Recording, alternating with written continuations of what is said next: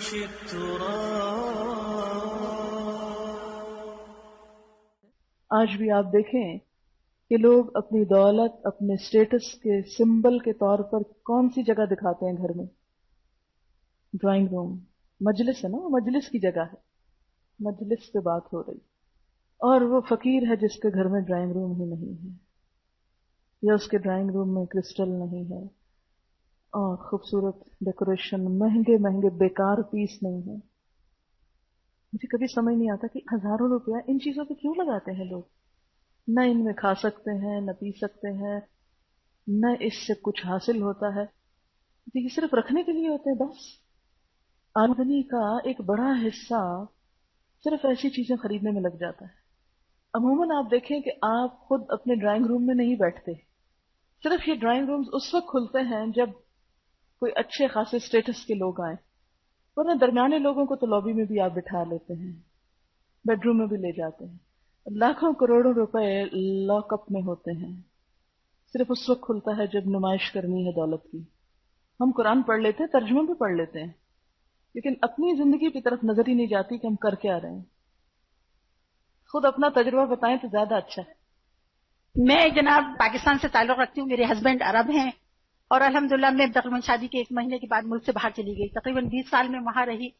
میں نے کراچی یونیورسٹی سے ایم اے بھی کیا اور دین کا کچھ فہم بھی تھا، لیکن وہ کہتے ہیں کہ شوہروں کی زیادہ اطاعت کے اندر اپنی ساری عبادت چھوڑ دی اور ان کے اندر لگے. پھر دنیا اتنی داخل ہوئی کہ جناب ہر چیز کہیے کہ دنیاوی نقطہ نظر سے دیکھنے لگی. تو میرا اپنا جمع پونجی جو تھی، جو مجھے پریزنٹ ملے، جو مجھے پیسہ میرے والدین کی طرف سے ملا یا شوہر نے دیا، تو وہ میں نے پیسے کو نا شو پیسز میں ضائع کیا. سچ کہتی ہوں کہ اس وقت میرے بینک اکاؤنٹ پہ کچھ نہیں ہے سوائے یہ کہ وہ اتنے بہترین شو پیسز اتنے زیادہ تعداد میں جمع ہوئے. جب میں 20 سال کے بعد ابھی پچھلے سال پاکستان آئی تو 2 کنٹینر سامان لے کے آئی باہر سے. اب اس میں سب سے بڑا مسئلہ جو تھا پھر وہ چوری ہو گئی. 2 لاکھ 2.5 لاکھ روپے کا سامان یوں بھی چلا گیا. اس میں گولڈ پلیٹڈ چیزیں بھی تھی، یہ بھی ہوگی. اس کے بعد کیا کیا، پھر ڈاکٹر صاحب آئے واپس ملک سے باہر. میرے husband P H D doctor ہیں، وہ اکانومسٹ. تو انہوں نے مجھے کہا کہ یہ جو تم نے جمع کیا ہوا ہے، چور آ رہے ہیں، ڈاکو آ رہے ہیں، یہ لے رہے ہیں، اس کو تباہ کرو، برباد کرو. اب کس صورت سے نکالنا ہے گھر سے. تو پھر ہم نے پچھلے سال رمضان کے اندر تاریخ روڈ پہ کراچی میں ایک دکان خریدی. میرا خیال ہے میں نے 22 رمضان سے اور عید کی رات تک تقریباً 1,20,000 کا ڈیکوریشن پیسز سیل کیے.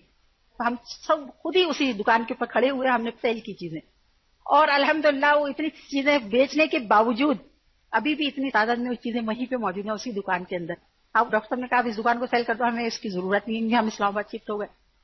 دین کا فہم مجھے نہیں تھا، اس کی وجہ سے میں دینا یا دلانا یا یہ کہ اپنی خیر کسی اور کو دیتی یا اچھے کاموں میں لگاتی. فہم ہوتا تو کاش میں یہ حرکت نہ کرتی، کیونکہ ذاتی طور پہ میں نے اپنا پیسہ برباد کیا. آج میں آپ کو یقین دلاتی ہوں الحمدللہ میاں کے پاس جو ہے سو ہے، بچوں کے لیے جو وارث ہیں وہ ہے، اور جتنا وراثت میں ترکے میں وہ چھوڑیں گے وہ چھوڑیں گے. لیکن باپ کا درکا میں نے برباد کیا نا ان چیزوں میں.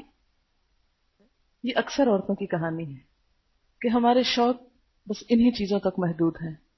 اور آپ دیکھیں کہ دنیا میں بھی ایک وبال بن گیا نا، ایک مصیبت آ گئی کہ وہ ان چیزوں کا پھینکے کہاں. وہ اتنی قیمتی کہ نہ تو ویسے پھینکنے کو دل چاہتا، نہ کسی کو دینے کو دل چاہتا، نہ اس کو خریدنے والے کوئی ہیں. اور یہی پیسہ اگر کسی تعمیری کام میں لگتا تو صدقہ جاریہ بھی ہوتا اور لوگوں کی بھی بھلائی ہوتی. اور اس میں ایک حقیقت ہے کہ ہم قرآن پڑھتے ہیں اور ہماری آنکھیں نہیں کھلتی. یعنی ان 2 آیات میں جو میسج مل رہا ہے وہ یہ کہ دنیا میں عزت کا معیار، سٹیٹس سمبل، اچھی مجلس اور اچھا ڈیکوریشن کا سامان اور اچھا فرنیچر، کہ یہ جاپان کا ہے، یہ ساگوان کی لکڑی ہے، یہ فلاں ہے اور یہ فلاں ہے، رنگ رنگ کے نئے نئے ڈیزائن، اور ہر ملک کا فرنیچر استعمال کے لیے نہیں، صرف دکھاوے کے لیے. بعض اوقات یہ چائنیز کرٹنز یا شیٹس جن کے اوپر چائنیز کا وہ بنا، تو بعض اوقات وہ ڈرائنگ روم میں رکھی ہوتی تو مجھے سمجھ نہیں آتی کہ یہ کیوں رکھی ہوئی ہے نا. وہ پارٹیشن بھی نہیں ہوتی، اس سے یوٹیلٹی نہیں ہے کوئی بھی اس کی، اور انتہائی مہنگی. السلام علیکم. مجھے اس آیت سے یہ خیال آیا کہ جب لاسٹ ٹائم ہم پیرس گئے تو وہاں پر بہت خوبصورت پیلسز ہیں، اور وہاں میں نے تب صرف انجوائے کرنے کے لیے دیکھے. اگر آپ وہاں جائیں تو وہ باہر سے اتنے خوبصورت ہیں، اور ایکرز میں ان کے گارڈنز ہیں جہاں پانی اور فوارے اتنے خوبصورت ہیں کہ آپ کو لگتا ہے کہ پتہ نہیں جنت ایسی ہوگی. اور اندر جائیں تو محل جو ہیں ان میں صدیوں پہلے کی ہر ڈیکوریشن ویسی موجود ہے. پردے لٹک رہے ہیں, فرنیچر ہے, بیڈ شیٹس ہیں جس میں ان کنگز نے کھایا, وہ برتن ہیں, ہر چیز ویسے ہیں. جہاں پہ لوئی دی 16 رہا, اس کی بیوی کو اور سارے بچوں کو فرینچ ریولوشن میں مارا گیا, گلوٹین پہ ان کی گردنیں اڑائی گئیں, لوگوں نے, اپنے ہی لوگوں نے آ کے مارا.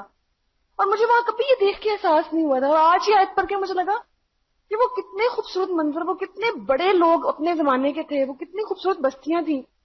اور آج وہاں کچھ بھی نہیں, لیکن ہم وہاں عبرت نہیں سیکھتے. ہمیں وہ اتنی خوبصورت لگتی ہے, سو مجھے خیال تھا کہ ہائے میں یہاں رہتی